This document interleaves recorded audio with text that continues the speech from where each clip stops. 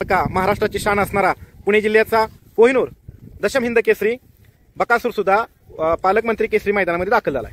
मित्रांनो आपल्याला शंभू शेड कसं काय नियोजन आहे आज? चांगली घरची गाडी आहे. घरची गाडी कुठला बैल पळणार आहे पण सरच्या बरोबर? बावऱ्या कुठला साखरवाडीचा म्हणजे मध्ये गाडी पळाली होती तीच काय?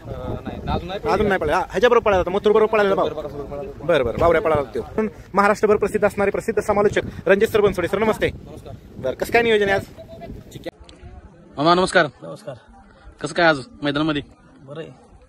मैदान कसं काय आलं आज? आलो असं आपली वासरे घेऊन. कुठली वाजता आणलीत? किती वेळ आहे गाडी? गाडी आहे 30 मध्ये. 30 मध्ये का? बक्कासूर आणलेला नाही? नाही बकासूर मध्ये जाणार.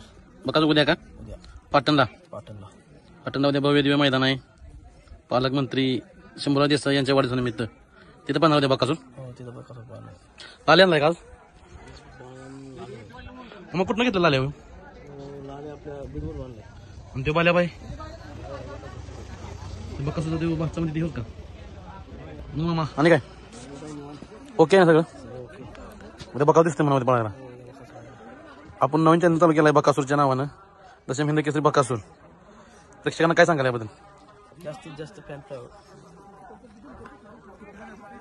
सरप्राईज करा. जास्त काय बोला काय असेल ते बोला. आपलं थोडं कमर कापचं येणार चॅनल चांगला बकासूरच्या नावाने. हा चॅनलसाठी शुभेच्छा तुम्हाला. या आपल्या चॅनलवरती बकासूरची सगळी इत्याभूत जी काय असेल ती ओरिजिनल माहिती मिळेल.